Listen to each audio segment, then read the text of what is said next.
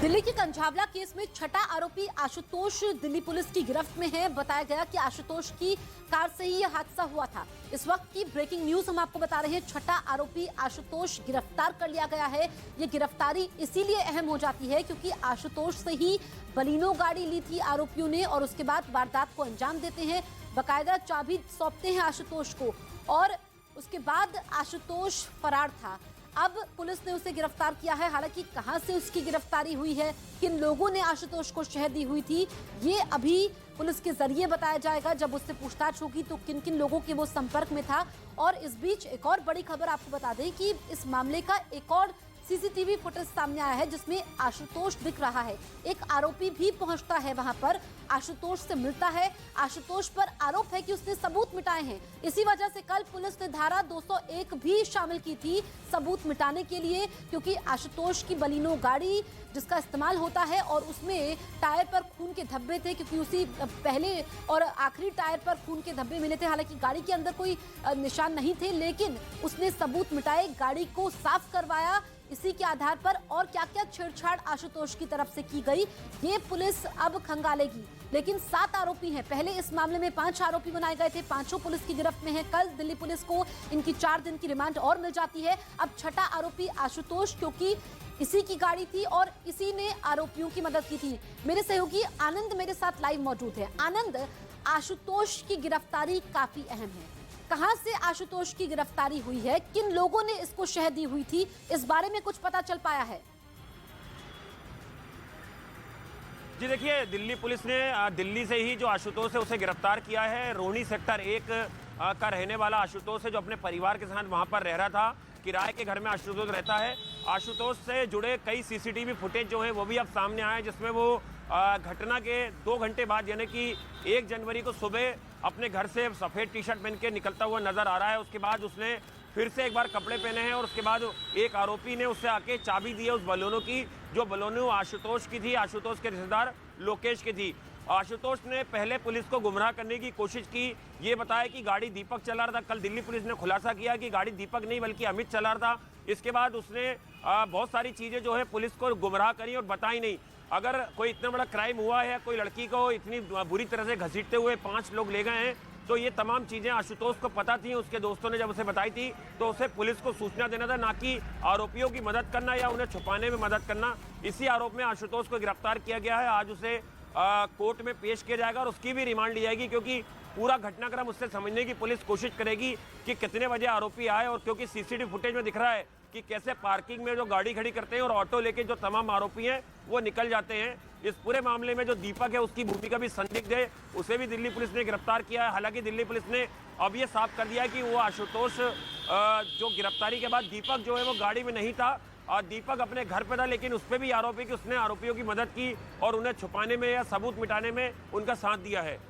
बिल्कुल, अब यहाँ पर जो सीसीटीवी फुटेज है वो भी हम दिखा रहे हैं कि वाइट जिसने टी शर्ट पहनी हुई है वही आशुतोष है। और आनंद, सवाल ये भी खड़ा होता है कि 31 दिसंबर को ये वारदात होती है। सुबह का सीसीटीवी हम दिखा रहे हैं जब आरोपी चाबी सौंप रहा है। उसके बाद 5 दिनों तक आशुतोष कहाँ पर था, कहाँ पर लुका छुपी कर रहा था, ये भी एक अहम सवाल है। जुड़ेंगे आपके साथ आनंद, फिलहाल शुक्रिया आपका। तो ये बड़ी खबर है, हर अपडेट सबसे पहले हम आप तक पहुंचा रहे हैं। कंझावला केस में छठा आरोपी गिरफ्तार कर लिया गया है। तो एक और सीसीटीवी फुटेज सामने आया है जिसमें वो सफेद टी शर्ट पहने नजर आ रहा है, वो आशुतोष है। उसी ने बलिनो गाड़ी दी थी अपने दोस्तों को और उसके बाद जब ये घटना घटती है, अंजलि की मौत हो जाती है, उसके बाद आरोपी आशुतोष को बताते हैं और एक शख्स चाबी सौंपता हुआ भी नजर आ रहा है।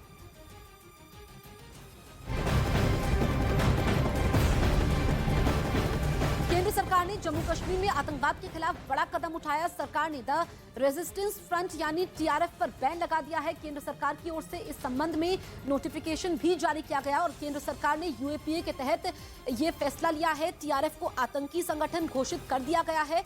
इससे पहले हम देखिए, जो टीआरएफ है वो पिछले 3 साल से सक्रिय था जम्मू कश्मीर में और अब इसे बैन कर दिया गया है, आतंकी संगठन घोषित किया गया है।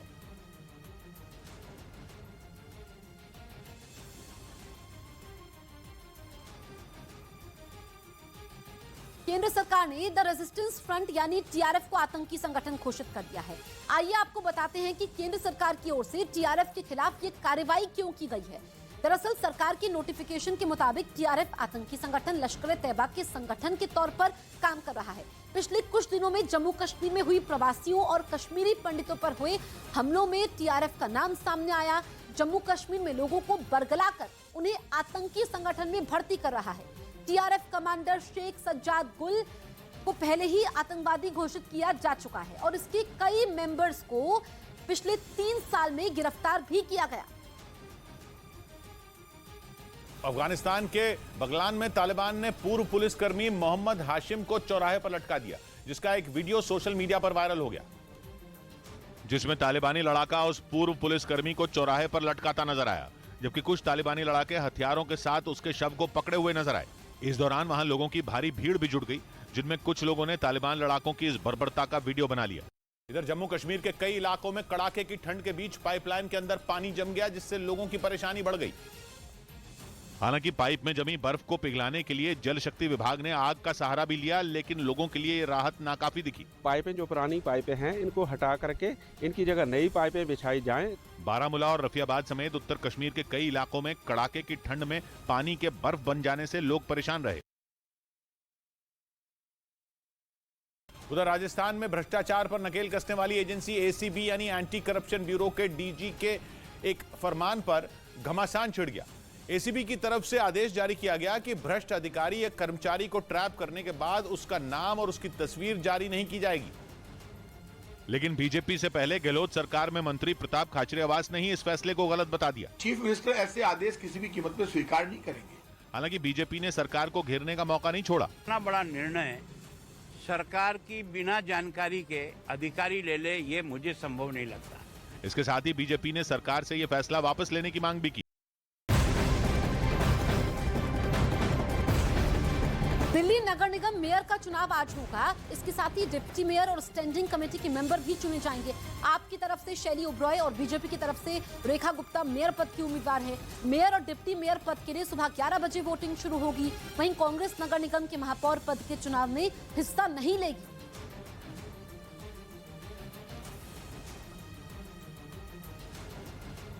इधर आंध्र प्रदेश के नेल्लूर से हैरान करने वाला एक वीडियो सामने आया, जिसमें वाईएसआर कांग्रेस के नेता महेश नायडू एक पेट्रोल पंप कर्मचारी पर भड़कते नजर आए और उन्होंने अपनी गाड़ी से उतरते ही उस पर थप्पड़ों की बारिश शुरू कर दी। उन्हें गुस्से में देख उनका एक समर्थक भी आगे बढ़ा और उसने उस पंप कर्मी को गिराकर पीट दिया। इसके बाद वो तेजी से कार की तरफ गया और उसमें रखी लोहे की रॉड निकाल रहा है। हालांकि इससे पहले कि वो उस रॉड से हमला कर पाता, बाकी लोगों ने उसे रोक दिया, लेकिन वाईएसआर कांग्रेस नेता महेश नायडू का गुस्सा तब भी शांत नहीं हुआ। उन्होंने इसके बाद हवा में उछलकर उस पंप कर्मी के पेट में लात मारी और फिर उसे जमीन पर गिराकर कई थप्पड़ जड़ दिए। इस पिटाई से वो बुरी तरह घायल हो गया, जिसके बाद उसे अस्पताल में भर्ती कराया गया। वहीं वाईएसआर कांग्रेस नेता महेश नायडू और उनके साथियों के खिलाफ मामला दर्ज कर लिया गया। इधर मध्य प्रदेश के इंदौर से दिल दहला देने वाला वीडियो सामने आया, जिसमें जिम में ट्रेनिंग करने आए एक आदमी को अचानक हार्ट अटैक आ गया और चंद सेकंड में उसकी मौत हो गई, जिसका वीडियो वहां लगे सीसीटीवी कैमरे में रिकॉर्ड हो गया, जिसमें दिखा कि वो आदमी जिम में जैकेट पहने हुए किसी से बात कर रहा था। उसके कुछ समय बाद वो आदमी अपना जैकेट खोलने की कोशिश करने लगा, तभी उसे अचानक से हार्ट अटैक आ गया। वहां मौजूद लोग कुछ समझ पाते इतने में ही वो आदमी अचानक से जमीन पर जा गिरा, जिसके बाद कुछ लोग उसे अस्पताल लेकर गए, जहां डॉक्टर ने उसे मृत घोषित कर दिया। बताया गया कि मरने वाला आदमी एक होटल कारोबारी था। वहीं डॉक्टरों का कहना है कि एक्सरसाइज करने वालों को हर 3 महीने में अपना रेगुलर चेकअप करवाते रहना चाहिए, क्योंकि हमें पता नहीं होता है कि हमारा हार्ट किस तरह से काम कर रहा है। फ्रांस की मैगजीन शार्ली एब्दो में ईरान के सुप्रीम लीडर का कार्टून छपने पर विवाद हो गया और ईरान में फ्रांस के राजदूत को तलब किया गया। ये कार्टून ईरान में चल रहे हिजाब आंदोलन पर छापा गया, जिसमें ईरान के सुप्रीम लीडर आयतुल्लाह खामनेई का भी कार्टून था। जिस मैगजीन ने यह कार्टून छापा उसका नाम शार्ली एब्दो है, जो पहले भी विवादास्पद कार्टून के लिए मुस्लिम देशों के निशाने पर रह चुकी है। एक बार फिर उसने विवादास्पद काम किया, जिस पर ईरान सरकार भड़क गई और वहां की विदेश मंत्री ने फ्रांस को इस हरकत का जवाब देने की चेतावनी दी। यही नहीं, ईरान में फ्रांस के राजदूत को तलब कर लिया गया, जिसके बाद ईरान के विदेश मंत्रालय ने मीडिया को इसकी जानकारी दी और दो टूक कहा कि अभिव्यक्ति की आजादी के नाम पर मुस्लिम देशों की पवित्रता का अपमान करने का फ्रांस को कोई अधिकार नहीं है और उसे मैगजीन पर फ्रांस सरकार की कार्रवाई का इंतजार है। हालांकि फ्रांस सरकार ने इस पर कोई प्रतिक्रिया नहीं दी है, लेकिन शार्ली एब्दो मैगजीन का बयान आया जिसमें उसने झुकने से इनकार कर दिया। मैगजीन के डायरेक्टर ने कहा कि कार्टून के जरिए ईरान में चल रहे प्रदर्शनों की सच्चाई दिखाने की कोशिश की गई है और ये ईरान के प्रदर्शनकारियों का समर्थन करने का तरीका है।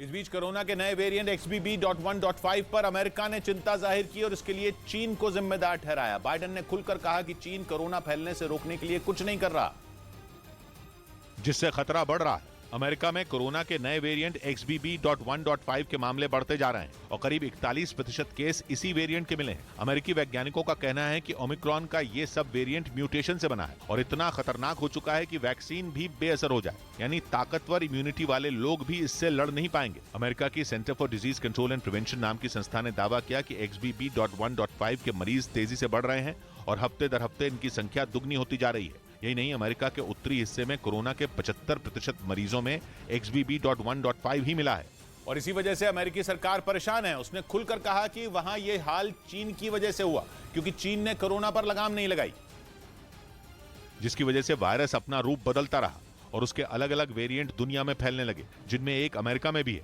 जिसे कोरोना का अब तक का सबसे खतरनाक वेरिएंट माना जा रहा है। अमेरिका ने चीन से कहा कि अब भी समय है वो कोरोना को दूसरे देशों की सीमा में घुसने से रोके और सख्त कदम उठाए, क्योंकि चीन में कोरोना का विस्फोट करीब है और अगर चीन झूठ बोलता रहा और अपने नागरिकों को दूसरे देशों में भेजता रहा तो बात हाथ से निकल जाएगी और कोई कुछ नहीं कर पाएगा। उत्तर प्रदेश के उन्नाव से एक हैरान करने वाला वीडियो सामने आया जिसमें एक शख्स बंदूक लहराता हुआ नजर आया, जिसका वीडियो सोशल मीडिया पर वायरल हो गया, जिसमें वो लड़का एक हाथ में बंदूक लिए किसी से फोन पर बात कर रहा था और बार बार बंदूक दिखा रहा था। ये वीडियो हसनगंज थाना क्षेत्र का बताया गया। वहीं वीडियो वायरल होने के बाद पुलिस ने इस मामले में शिकायत दर्ज कर ली है, लेकिन आरोपी अब तक फरार है। पुलिस दावा कर रही है कि वीडियो के आधार पर पिस्तौल लहराने वाले आरोपी की पहचान कर ली जाएगी और जल्दी उसे गिरफ्तार कर लिया जाएगा। इस बीच दिल्ली के कंझावला केस में 5 आरोपियों की पुलिस रिमांड 4 दिन के लिए बढ़ा दी गई। इस मामले की जांच कर रही दिल्ली पुलिस के मुताबिक जल्द ही कोर्ट में चार्जशीट दाखिल कर दी जाएगी। लेकिन इसी बीच आरोपियों का पहला सीसीटीवी वीडियो सामने आया। इस वीडियो में अंजलि को टक्कर मारने वाली कार में बैठे 5 आरोपी दिखाई दिए, जिन्होंने रोहिणी के सेक्टर 1 में अपनी गाड़ी खड़ी की, लेकिन उनके पहुंचने से पहले ही वहां 2 लोग खड़े थे और जैसे ही वो कार वहां पहुंची सभी आरोपी कार से उतर गए। इसके बाद पहले से खड़े 2 लोग उसमें बैठ गए और फिर वो उस कार को लेकर वहां से चले गए, जिसके बाद पुलिस इस मामले में उन दोनों की भी तलाश कर रही है कि इसमें 2 लोग और इन्वॉल्व थे और उनके लिए पुलिस अभी रेड कर रही है, जिन्होंने अंजलि को अपनी कार से घसीटकर मारने के बाद 5 आरोपियों की मदद की थी, ताकि उनके जरिए दिल्ली पुलिस ये पता लगा सके कि उन लोगों ने आरोपियों की मदद क्यों की थी। इसी बीच अंजलि के आरोपियों पर सख्त कार्रवाई की मांग करते हुए सुल्तानपुरी इलाके में एक बार फिर प्रदर्शन हुआ, जिसके जरिए सभी आरोपियों पर हत्या का केस दर्ज करने की मांग की गई। लोगों ने इस मुद्दे पर सुल्तानपुरी थाने के बाहर प्रदर्शन किया। इस दौरान कई महिलाएं जमीन पर ही बैठ गईं। फांसी दो, फांसी दो, फांसी दो, फांसी दो, फांसी दो, फांसी दो, फांसी दो, फांसी दो। वहीं अंजलि के परिवार ने दिल्ली पुलिस से निधि के खिलाफ भी केस दर्ज करने की मांग की। 5 आरोपी नहीं है सर, अब ये 6 आरोपी हैं और जो 6ठी आरोपी है वो निधि है। इस बीच निधि पर लग रहे आरोपों पर अब उसकी मां सामने आ गई और उन्होंने अपनी बेटी का बचाव किया, क्योंकि इस मामले में जब से निधि सामने आई है तब से वो सवालों के घेरे में है, क्योंकि उसका हर बयान सामने आ रहे सीसीटीवी वीडियो से मेल नहीं खा रहा।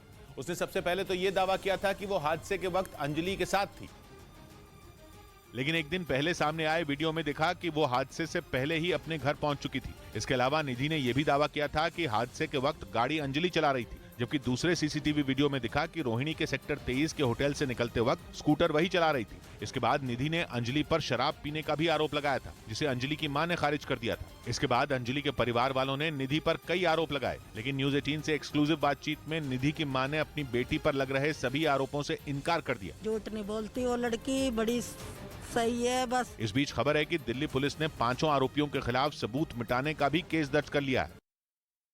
इधर अंजलि की दोस्त निधि के पड़ोसी निशांत नाम के एक लड़के ने निधि पर धमकी देने का आरोप लगाया। निशांत वही है जो हादसे वाली रात उस सीसीटीवी वीडियो में दिखा था जब निधि अपने घर लौटी थी, और निशांत का दावा है कि उसे निधि लगातार गालियां और धमकी दे रही, क्योंकि उसने निधि के फोन का चार्जर मांगने वाली बात सबको बता दी थी। बात सुन लूंगी, इतना ही दे दूंगी, ज्यादा बनेगा तो ज्यादा नहीं बनेगा, जो की कहते हो बताऊंगा नहीं, मैं चक्कर में फंसूंगा। इससे पहले निधि ने न्यूज 18 से एक्सक्लूसिव बातचीत में यह दावा किया था कि हादसे के बाद उसका फोन वहीं टूट गया था और इसीलिए वो पुलिस को इस घटना की जानकारी नहीं दे पाई थी। मेरा उस दौरान फोन भी टूट गया था। फोन टूटने पर मैं बहुत होपलेस हो गई थी। लेकिन बाद में जो सीसीटीवी वीडियो सामने आया उसमें दिखा कि निधि उस रात अपने घर में दाखिल होने से पहले निशांत के पास गई थी। उधर छत्तीसगढ़ के कोंडा गांव से हैरान करने वाला एक वीडियो सामने आया। वहां दो गुटों में जमकर मारपीट हुई, जिसका वीडियो सोशल मीडिया पर वायरल हो गया, जिसमें वो एक दूसरे पर लाठियां बरसाते नजर आए। हालांकि इस बीच भारी संख्या में पुलिस के जवान मौजूद थे, जो मामला शांत करवाने की कोशिश करते दिखे। लेकिन उन लोगों ने पुलिस के जवानों की सुनने के बजाय उल्टा उन्हीं पर हमला करने लगे। इस बीच एक जवान ने मारपीट कर रहे एक आदमी को रोकने की कोशिश की, तो दूसरे आदमी ने पीछे से उस जवान को उठाकर जमीन पर पटक दिया। इस घटना में कई लोग बुरी तरीके से घायल हो गए, जबकि पुलिस के कई जवानों को भी चोटें आई। लोगों ने आरोप लगाया कि एक गुट जबरन धर्म परिवर्तन करवा रहा था, जिसका लोगों ने विरोध किया। तभी देखते ही देखते बात इतनी बढ़ गई कि दोनों पक्षों के बीच हाथापाई शुरू हो गई। पुलिस ने आरोपियों के खिलाफ केस दर्ज कर लिया और मामले की जांच में जुट गई। उधर न्यूज 18 की टीम ने अंजलि को टक्कर मारकर 12 किलोमीटर तक घसीटने वाले आरोपियों के दावों की पड़ताल की। पांचों आरोपियों का दावा है कि उन्हें टक्कर के बाद पता नहीं चल पाया था कि उनकी गाड़ी के नीचे अंजलि फंसी हुई है। लेकिन जब न्यूज 18 की टीम ने इसकी पड़ताल की तो ये बात साफ तौर पर सामने आई कि गाड़ी के नीचे कुछ भी फंसने से ड्राइवर को पता चल जाता है। इसके लिए न्यूज 18 की टीम ने एक ऑटो एक्सपर्ट का सहारा लिया, जिन्होंने डमी के तौर पर बोरी में भूसा भरकर हादसे को रिक्रिएट करने की कोशिश की। तो जो 5 लोग बैठे हैं उनको पता तो चलना चाहिए। बिल्कुल पता चलेगा, कैसे नहीं पता चलेगा। ऑटो एक्सपर्ट के मुताबिक आरोपियों ने अंजलि को सामने से टक्कर मारी होगी और फिर उन्होंने उस पर गाड़ी चढ़ा दी होगी। तभी अंजलि उनकी कार के नीचे फंस गई और सड़कों पर घिसटती चली गई, जो उसकी मौत की वजह बनी। उधर मध्य प्रदेश के ग्वालियर से हैरान करने वाला एक वीडियो सामने आया। वहां एक लड़का हवा में अवैध हथियार लहराता नजर आया, जिसका वीडियो सोशल मीडिया पर वायरल हो गया, जिसमें वो लड़का हाथ में अवैध पिस्तौल लेकर वीडियो बनाता दिखा।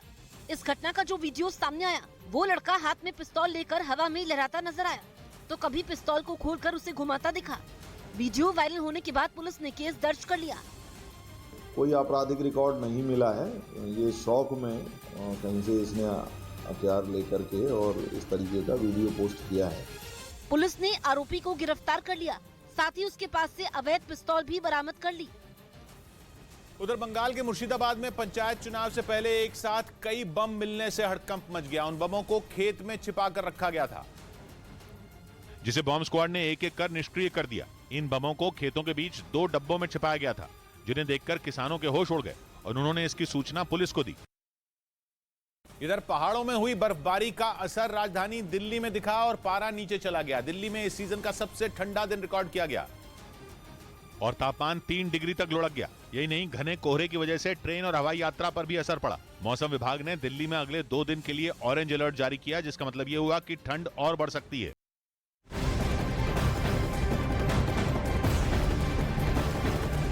G20 से संबंधित कार्यक्रमों में युवाओं के लिए Y20 की बैठक का आयोजन 6 से 8 फरवरी के बीच असम की गुवाहाटी में किया जाएगा, जिसमें करीब 250 मेहमान हिस्सा लेंगे। केंद्रीय मंत्री अनुराग ठाकुर ने कहा कि देश को G20 की अध्यक्षता मिलना गर्व की बात है।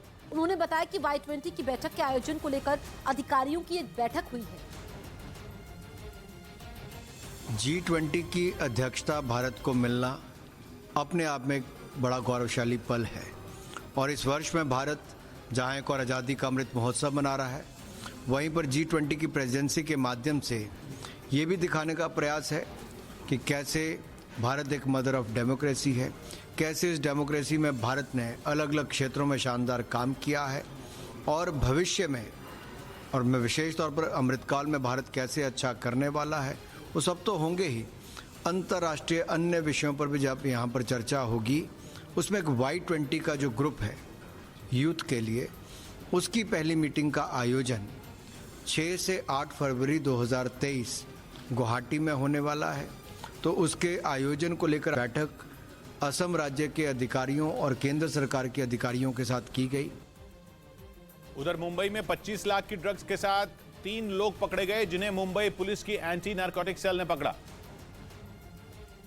जिन पर आरोप है कि वो बॉडी बिल्डिंग की आड़ में ड्रग्स का कारोबार चला रहे थे। पकड़े गए तीनों आरोपियों में एक बॉडी बिल्डर, दूसरा बैंक मैनेजर, जबकि तीसरा ड्रग पेडलर बताया गया, जिनके पास से मुंबई की एंटी नारकोटिक सेल ने 25 लाख रुपए के ड्रग्स बरामद किए। इधर एक महिला को थप्पड़ मारते दिल्ली पुलिस के कुछ पुलिस कर्मियों का एक वीडियो सोशल मीडिया पर वायरल हो गया, जिसके बाद आरोपियों से इस मामले में विभाग ने जवाब तलब किया, क्योंकि सीसीटीवी वीडियो में गश्त पर निकले पुलिस वाले बदसलूकी करते दिखे। घटना दिल्ली के जहांगीरपुरी इलाके की है, जहां के एसएचओ पर महिला को थप्पड़ मारने का आरोप लगा। इस मामले में पीड़ित परिवार ने आरोपी पुलिस वालों पर कार्रवाई की मांग की कि हमें इंसाफ चाहिए कि उन लोगों ने ऐसे कैसे मारा। ये वीडियो 31 दिसंबर की रात का बताया गया, जो अब सामने आया। हालांकि पुलिस वालों ने सफाई दी कि वो शराब पीकर हंगामा कर रहे लोगों को शांत कराने पहुंचे थे, जहां उनके साथ मारपीट की गई। उधर मध्य प्रदेश के हरदा में प्रशासन का बड़ा एक्शन देखने को मिला। वहां सड़क किनारे बनी एक इमारत को जमींदोज कर दिया गया। बताया गया कि वो इमारत जर्जर होने की वजह से कभी भी ढह सकती, जिसे देखते हुए प्रशासन ने उसे बुलडोजर से ध्वस्त कर दिया। इस कार्रवाई का जो वीडियो सामने आया, उसमें खुदाई करने वाली मशीन सड़क किनारे मौजूद एक बिल्डिंग की दीवारों को तोड़ती नजर आई। पहले इमारत के अगले हिस्से को तोड़ा गया, फिर पूरी इमारत को मलबे में तब्दील कर दिया। इस कार्रवाई के समय वहां प्रशासन के बड़े अधिकारी मौजूद रहे। बताया गया कि इस इमारत में करीब 15 दुकानें चल रही थी, जिन्हें नोटिस देकर खाली करवा लिया गया। इस बीच 3 जनवरी को श्रीलंका के खिलाफ हुए पहले T20 मुकाबले में भारतीय गेंदबाज उमरान मलिक ने इतिहास रच दिया। उन्होंने इस मैच में भारतीय T20 इतिहास की सबसे तेज गेंद फेंकी, जिसने 155 किलोमीटर प्रति घंटा की रफ्तार से श्रीलंका के कप्तान दसुन शानका का शिकार किया। मंगलवार को खेले गए भारत के इस साल के पहले T20 मुकाबले में उन्होंने ये कारनामा पारी के 17वें ओवर में किया।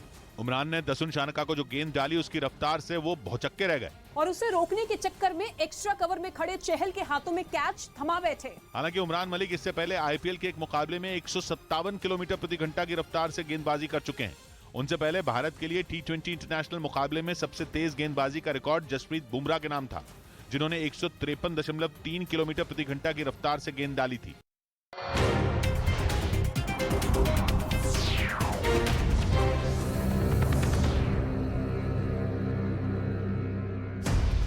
आज तक को पछाड़ न्यूज़ 18 इंडिया बना देश का नंबर 1 हिंदी न्यूज चैनल। देखते रहिए न्यूज़ 18 इंडिया।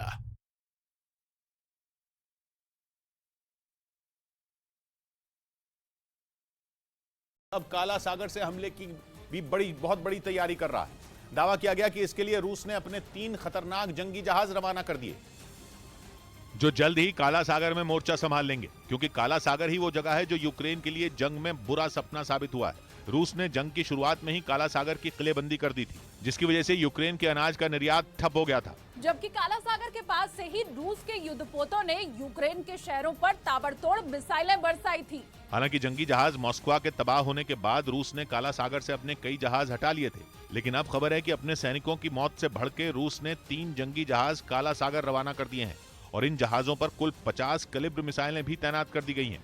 उधर यूरेशियन टाइम्स ने दावा किया कि अमेरिका ने रूस के बेहद करीब रोमानिया में अपनी सेना की एक बड़ी टुकड़ी तैनात कर दी। खबर के मुताबिक नेटो देश रोमानिया में सेना की तैनाती को अमेरिका की दबाव बनाने वाली रणनीति के तहत देखा जा रहा है, क्योंकि वो खुद यूक्रेन की जंग में सीधे तौर पर शामिल नहीं होना चाहता। उसने 11 महीने से ज्यादा वक्त से जारी जंग में यूक्रेन की हर तरह से मदद की। जब भी जेलेंस्की ने गुहार लगाई, अमेरिका उनके साथ खड़ा दिखा, लेकिन वो रूस से सीधी जंग से हमेशा बचता रहा। पर उसने रूस पर नकेल कसने के लिए एक नई तरकीब निकाल ली। अमेरिका ने अपनी वायुसेना की आधुनिक 101st एयरबोर्न डिवीजन की एक बड़ी टुकड़ी को रोमानिया में तैनात कर दिया। नेटो देश रोमानिया रूस के बेहद करीब है और उसके दक्षिण पूर्व का हिस्सा तो क्राइमिया से 700 किलोमीटर से भी कम दूरी पर है। यानी अमेरिका ने अपनी वायुसेना की टुकड़ी को क्राइमिया के इतने पास तैनात कर दिया है कि पुतिन की चिंता बढ़ जाए, और ऐसा इसलिए क्योंकि रूस के कब्जे वाले क्राइमिया में ही पुतिन के हथियारों का भंडार और कई अहम एयरबेस है, जिन पर पहले भी कई बार हमले हो चुके हैं। और अब ट्रेनिंग के नाम पर रोमानिया में अमेरिकी फौज की मौजूदगी ने यह बता दिया कि उन पर खतरा और बड़ा हो गया है। अमेरिका ने रोमानिया में सिर्फ क्राइमिया की तरफ ही सेना और हथियारों की तैनाती नहीं की है, बल्कि उसने रोमानिया के उत्तर में भी सैनिकों को उतार दिया। और ये अमेरिकी सैनिक रोमानिया के सैनिकों के साथ जिस जगह ट्रेनिंग कर रहे हैं, वो जगह यूक्रेन की सीमा से कुछ किलोमीटर ही दूर है, जहां अमेरिकी सैनिक बंकर बनाने, लड़ाकू हेलीकॉप्टरों से हमला करने और आधुनिक हथियारों को चलाने का साझा अभ्यास कर रहे हैं। दावा किया गया कि जंग छिड़ने के बाद ये पहली बार है जब अमेरिकी सेना रूस के इतने करीब मौजूद है। इधर आतंकी संगठन टीटीपी यानी तहरीक तालिबान पाकिस्तान ने पाकिस्तानी सेना के खिलाफ जंग का ऐलान कर दिया। इस आतंकी संगठन ने पाकिस्तान को युद्ध की धमकी देने के लिए बाकायदा सोशल मीडिया पर एक वीडियो भी जारी किया। जिसमें टीटीपी ने पाकिस्तानी सेना को जंग की खुली चुनौती दे दी। तहरीक तालिबान पाकिस्तान ने सोशल मीडिया पर जो वीडियो जारी किया उसमें एक आतंकी हाथ में कागज का एक टुकड़ा पकड़े दिखा, जिस पर उर्दू और अंग्रेजी भाषा में हम आ रहे हैं लिखा नजर आया। दावा यह किया गया कि इस वीडियो को इस्लामाबाद के मरगला हिल्स इलाके में बनाया गया है। यही नहीं, टीटीपी ने पाकिस्तानी सेना पर हमले का एक वीडियो भी जारी किया, जिसमें उसके आतंकी स्नाइपर राइफल से सुरक्षा बल के जवानों को ढेर करते दिखाई दिए, जबकि इसी वीडियो के एक दूसरे हिस्से में टीटीपी के आतंकी एक इलाके में धमाका करते नजर आए। मतलब ये कि इस आतंकी संगठन ने पाकिस्तान की सरकार को उखाड़ फेंकने के लिए पूरी तैयारी कर ली है, जबकि कुछ रोज पहले ही पाकिस्तान की सरकार ने टीटीपी के खिलाफ सबसे बड़ा मिलिट्री ऑपरेशन शुरू करने की मंजूरी दी थी, ताकि पाकिस्तान में अपने पांव जमा चुके तहरीक तालिबान पाकिस्तान के आतंकियों को ढेर किया जा सके, क्योंकि यह आतंकी संगठन हर गुजरते दिन के साथ अपनी ताकत बढ़ाता जा रहा है और इसके झंडे पाकिस्तान के कुछ प्रांतों में दिखने भी लगे हैं। उत्तरी वजीरिस्तान में टीटीपी के आतंकी ऊंची जगह पर झंडे लगाकर पाकिस्तान की फौज को खुली चुनौती दे रहे हैं, जबकि कुछ रोज पहले ही टीटीपी पाकिस्तान के खैबर पख्तूनख्वा और बलूचिस्तान प्रांत में अपनी सरकार तक बनाने का ऐलान कर चुका है। इसी वजह से पाकिस्तान की शहबाज शरीफ सरकार को यह डर सताने लगा है कि कहीं अफगानिस्तान की तरह पाकिस्तान पर भी तालिबान का कब्जा ना हो जाए, क्योंकि टीटीपी अफगानिस्तान के तालिबान का ही हिस्सा है और वो भी अफगानिस्तान की तरह पाकिस्तान में शरिया कानून लागू करवाना चाहता है। और तो और इस आतंकी संगठन ने पाकिस्तान के प्रधानमंत्री शहबाज शरीफ और विदेश मंत्री बिलावल भुट्टो तक को धमकी दे दी और चेतावनी दी कि अगर इन दोनों नेताओं की अगुवाई वाली पार्टियां सेना की गुलाम बनी नहीं तो इन पार्टियों के नेताओं के खिलाफ एक्शन लिया जाएगा।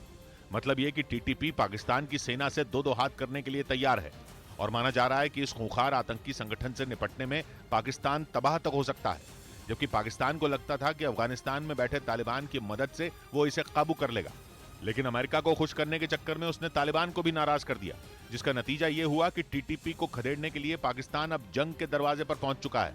उधर जैन समुदाय के तीर्थ स्थान श्री सम्मेद शिखर जी की पवित्रता बरकरार रखने के लिए केंद्र ने झारखंड सरकार को निर्देश दिए और कहा कि हर हाल में इस तीर्थ स्थल की पवित्रता बनाए रखी जाए। केंद्र ने श्री सम्मेद शिखर जी के आसपास तेज आवाज में लाउडस्पीकर बजाने पर भी रोक लगाने को कहा। साथ ही यह भी साफ किया कि वहां मीट की बिक्री भी ना हो। असल में बीते कुछ दिनों से जैन समुदाय के लोग श्री सम्मेद शिखर जी को टूरिस्ट स्पॉट बनाए जाने का विरोध कर रहे हैं। इस बीच इजरायल और अमेरिका के लड़ाकू विमानों ने एक साथ मिलिट्री ड्रिल करके ईरान को सीधी चेतावनी दे दी। एक रोज पहले ही इजरायल की मीडिया ने दावा किया था कि इजरायल अमेरिका के साथ मिलकर इसी हफ्ते एक सैन्य अभ्यास करेगा, लेकिन ईरान के खतरनाक तेवर देखकर दोनों देशों ने बिना वक्त गंवाए ये ड्रिल शुरू कर दी। इजरायल के मीडिया के मुताबिक इस सैन्य अभ्यास में दुनिया के बेहद घातक माने जाने वाले लड़ाकू विमानों ने हिस्सा लिया। अमेरिका ने अपने 6 F-15 फाइटर जेट एक रोज पहले ही इजरायल के नेवतिम एयरबेस पर तैनात किए थे, जबकि इजरायल के पास पहले से ही खरीदे गए अमेरिकी F-35 लड़ाकू विमान भी हैं। खबर के मुताबिक दोनों लड़ाकू विमानों ने एक साथ उड़ान भरकर ईरान को अपना दम दिखाया और इस बात का अभ्यास किया कि जरूरत पड़ने पर तेजी से ईरान में घुसकर वार किया जा सके, ताकि ईरान को भनक भी न लगे और उसका परमाणु ठिकाना तबाह हो जाए, क्योंकि इजरायल कई बार इस बात का दावा। और बड़ी खबर आपको बता दें, गृह मंत्री अमित शाह आज मणिपुर और नागालैंड के दौरे पर रहेंगे। मणिपुर में अमित शाह के 4 कार्यक्रम हैं, जबकि नागालैंड में 1 कार्यक्रम है। अमित शाह मणिपुर में करीब 11 बजे आईएनए हेडक्वार्टर पर 175 फीट लंबा राष्ट्रीय ध्वज फहराएंगे।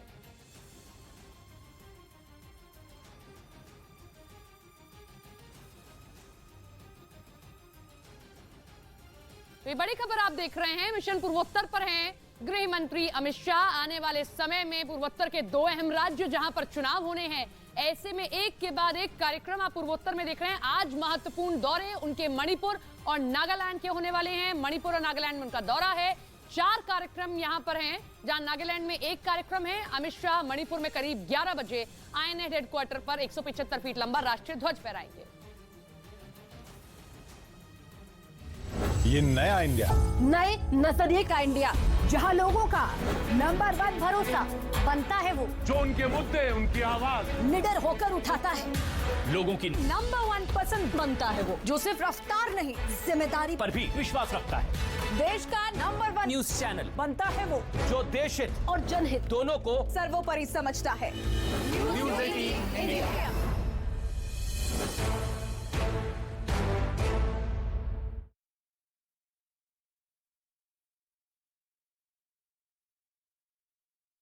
पुतिन को तीर की तरह चुभा होगा, क्योंकि वो पहले से ही अपनी सेना में सैनिकों की कमी से जूझ रहे हैं। हालांकि उनके अधिकारियों ने सिर्फ 89 सैनिकों की मौत की बात कहकर उनकी चोट पर मरहम लगाने का काम जरूर किया, लेकिन पुतिन बदला लेंगे ये आशंका यूक्रेन ने भी जता दी थी। जिसके बाद आई इस खबर ने यूक्रेन के साथ उसके मददगार देशों में भी खौफ पैदा कर दिया, क्योंकि बेलारूस और क्राइमिया में परमाणु हथियार तैनात करने का मतलब है कि पुतिन कुछ तो बड़ा करने जा रहे हैं। और आशंका जताई जा रही है कि इतनी बड़ी संख्या में अपने सैनिकों की मौत का बदला पुतिन परमाणु हमले से भी ले सकते हैं। इसके लिए उन्होंने बेलारूस में परमाणु हथियार तैनात कर दिए। बेलारूस की सीमा से यूक्रेन की राजधानी कीव की दूरी 100 किलोमीटर से भी कम है। मतलब ये कि रूसी सेना बड़ी आसानी से कीव को परमाणु हथियार से निशाना बना सकती है, क्योंकि जंग की शुरुआत में भी हमले के लिए पुतिन ने बेलारूस के रास्ते का ही सहारा लिया था और उनके सैनिकों ने वहां से घुसकर यूक्रेन के कई शहरों में तबाही मचा दी थी, जबकि राजधानी कीव को भी कई दिनों तक उन्होंने घेरे रखा था। और एक बार फिर ये आशंका जताई जा रही है कि बेलारूस की जमीन से ही यूक्रेन की तबाही की स्क्रिप्ट लिखी जाएगी। लेकिन यूक्रेन ने जो दावा किया उससे ये साफ लगता है कि पुतिन इस बार अपने सैनिकों की मौत का बदला लेने में कोई चूक नहीं चाहते हैं। और इसीलिए उन्होंने बेलारूस के साथ यूक्रेन के दक्षिण में मौजूद क्राइमिया में भी परमाणु हथियार भेज दिए, जहां से खैरसोन समेत डॉनबास के इलाकों पर हमला करना रूसी सेना के लिए बेहद आसान होगा। पहले भी रूस की सेना काला सागर में मौजूद जंगी जहाजों का इस्तेमाल करके यूक्रेन को मिसाइलों से दहलाती रही है, लेकिन इस बार खतरा बहुत बड़ा है और यूक्रेन के मुताबिक उसने परमाणु हथियारों की तैनाती का दावा ऐसे ही नहीं किया है, बल्कि उसके रक्षा मंत्रालय के खुफिया विभाग ने बाकायदा रूस के उन हथियारों को ट्रैक किया है। ऐसे में उसका ये डर गलत नहीं है कि आने वाले दिनों में यूक्रेन को पुतिन के गुस्से का शिकार होना पड़ सकता है। उधर पुतिन ने अपनी घातक जिरकॉन हाइपरसोनिक क्रूज मिसाइलों से लैस एक आधुनिक जंगी जहाज समंदर में उतार दिया। पुतिन की सीधी चेतावनी पश्चिमी देशों के लिए है, लेकिन सबसे बड़ा खतरा अमेरिका को है, क्योंकि कहा जाता है कि जिरकॉन मिसाइल परमाणु जंग का पुतिन का वो पसंदीदा हथियार है जिससे वो अमेरिका के शहरों को चुन चुन कर बर्बाद करेंगे। अगर पुतिन ने जिरकॉन अमेरिका पर छोड़ दी तो बाइडेन के पास हाथ मसलने के अलावा कुछ नहीं होगा। ऐसा इसलिए क्योंकि अमेरिका के मिसाइल इंटरसेप्टर सिस्टमों को अपना काम करने में 8 से 10 सेकंड लगते हैं, और 8-10 सेकंड तो जिरकॉन के लिए अच्छा खासा वक्त है। इतनी देर में तो वो अमेरिका के और 20 किलोमीटर करीब पहुंच जाएगी। फिर अमेरिका की इंटरसेप्टर मिसाइलें इतनी तेज भी नहीं है कि वो जिरकॉन जैसी हाई स्पीड मिसाइल तक पहुंच सकें। ऐसे में अमेरिका के पास रूस की जिरकॉन से निपटने के दो ही रास्ते हैं, या तो वो जिरकॉन मिसाइल को लॉन्च होते ही इंटरसेप्ट करे, या फिर उसके रास्ते में कोई चीज उड़ा दे, जो कि बहुत मुश्किल है, क्योंकि दावे ऐसे हैं कि रूस की जिरकॉन मिसाइल के लॉन्च होने की भनक दुश्मन को तब जाकर लगेगी जब मिसाइल अपने शिकार का काम तमाम कर चुकी होगी। ऊपर से रूस ने जिरकॉन मिसाइल तैनात करके अपने जंगी जहाज को अटलांटिक महासागर में भेजा है, और अटलांटिक महासागर के दूसरी ओर ही अमेरिका है, यानी रूस का जहाज अमेरिका के बगल से गुजरने वाला है। हालांकि वहां से वो भूमध्य सागर और हिंद महासागर में पहुंचेगा, लेकिन फिर भी ये अमेरिका के लिए खतरे की घंटी तो है ही, क्योंकि जिरकॉन मिसाइल जंगी जहाजों को भी तबाह कर सकती है और जमीन पर मौजूद टारगेट को भी मौत की नींद सुला सकती है। पिछले साल मई में रूस ने जिरकॉन मिसाइल का एक टेस्ट किया था। तब वो बैरेंट सागर से करीब 1000 किलोमीटर का सफर तय करके श्वेत सागर में अपने टारगेट पर फटी थी। यानी जिरकॉन मिसाइल की रेंज आराम से 1000 किलोमीटर है और उसकी रफ्तार 11,265 किलोमीटर प्रति घंटा के करीब है।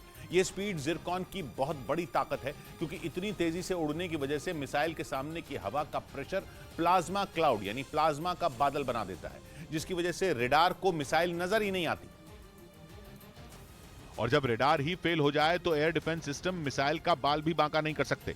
यही वजह है कि पुतिन ताल ठोक कर बोल चुके हैं कि जिरकॉन मिसाइल को मार गिराने वाला हथियार दुनिया में बना ही नहीं है। अगर रूस के ये दावे सही हैं तो जिरकॉन मिसाइल खतरनाक नहीं बल्कि बहुत खतरनाक हथियार है, क्योंकि 11,265 किलोमीटर प्रति घंटा की रफ्तार जिरकॉन को दुनिया की सबसे तेज मिसाइल बना देती है। ऊपर से जिरकॉन उड़ते उड़ते अपना रास्ता भी बदल सकती है। इसी वजह से रूस अपनी इस मिसाइल को अनस्टॉपेबल बोलता है, मतलब कि ऐसी मिसाइल जो अगर एक बार चल गई तो फिर उसे रोकना नामुमकिन है।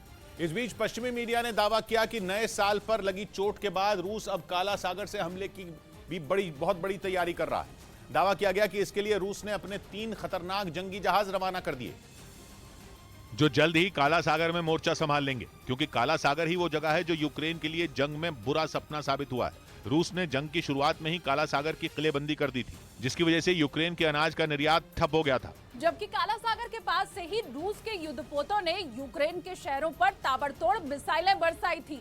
हालांकि जंगी जहाज मॉस्को के तबाह होने के बाद रूस ने काला सागर से अपने कई जहाज हटा लिए थे, लेकिन अब खबर है कि अपने सैनिकों की मौत से भड़के रूस ने 3 जंगी जहाज काला सागर रवाना कर दिए हैं और इन जहाजों पर कुल 50 कैलिबर मिसाइलें भी तैनात कर दी गई हैं।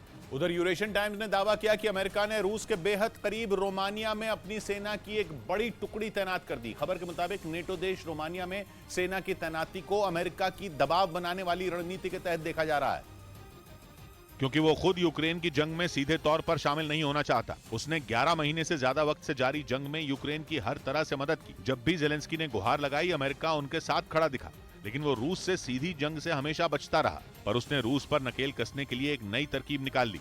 अमेरिका ने अपनी वायुसेना की आधुनिक 101st एयरबोर्न डिवीजन की एक बड़ी टुकड़ी को रोमानिया में तैनात कर दिया। नेटो देश रोमानिया रूस के बेहद करीब है और उसके दक्षिण पूर्व का हिस्सा तो क्राइमिया से 700 किलोमीटर से भी कम दूरी पर है। यानी अमेरिका ने अपनी वायुसेना की टुकड़ी को क्राइमिया के इतने पास तैनात कर दिया है कि पुतिन की चिंता बढ़ जाए, और ऐसा इसलिए क्योंकि रूस के कब्जे वाले क्राइमिया में ही पुतिन के हथियारों का भंडार और कई अहम एयरबेस। दिल्ली में सभी राज्यों के मुख्य सचिवों के साथ पीएम मोदी की अहम बैठक। आज और कल होगी चर्चा। केंद्र और राज्यों में तालमेल बिठाने का मकसद।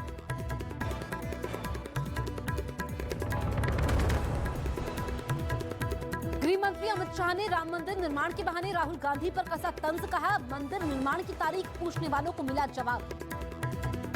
और राहुल बाबा कान खोलकर सुन लो, 1 जनवरी 2024 को अयोध्या में गगनचुंबी राम मंदिर वहां पर आपको तैयार मिलेगा।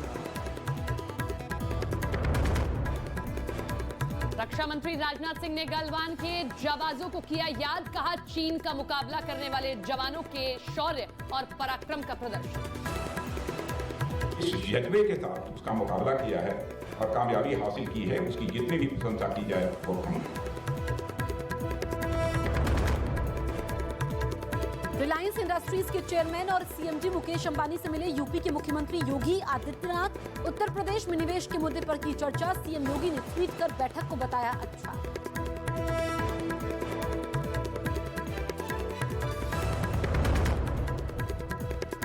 दिल्ली के मेयर और डेप्यूटी मेयर पद के लिए आज होगा चुनाव। मेयर पद के लिए आम आदमी पार्टी की शैली ओबरॉय और बीजेपी की रेखा गुप्ता के बीच मुकाबला।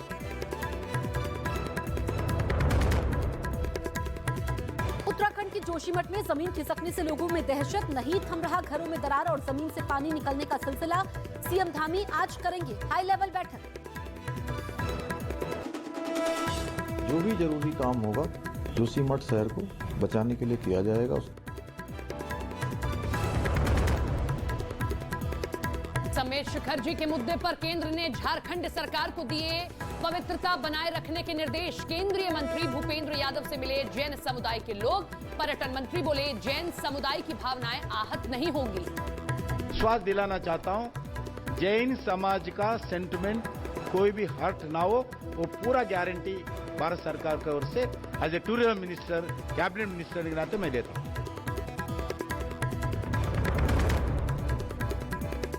कंझावला केस में पुलिस ने एक और आरोपी आशुतोष को किया गिरफ्तार। आशुतोष से ही हादसे वाली कार लेकर गए थे आरोपी। मामले में एक और मददगार आरोपी की तलाश।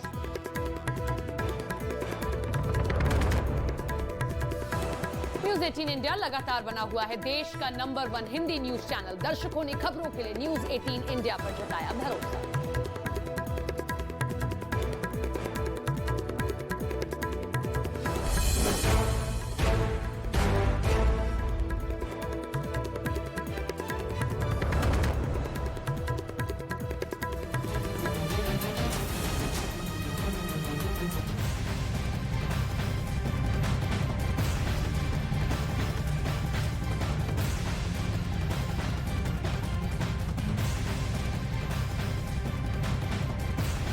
नमस्कार, मैं हूं आपके साथ जसप्रीत कौर। आप देख रहे हैं देश का number 1 news channel news 18 India. News 18 India की बादशाहत लगातार कायम। नमस्कार, मैं हूं आपके साथ सपना शुक्ला। जी हां, सबसे सटीक और भरोसेमंद खबरों के लिए देश ने एक बार फिर न्यूज 18 इंडिया पर भरोसा जताया है। और न्यूज 18 इंडिया देश का नंबर 1 चैनल बना हुआ है। हम पर भरोसा जताने के लिए आप सभी दर्शकों का बहुत बहुत धन्यवाद।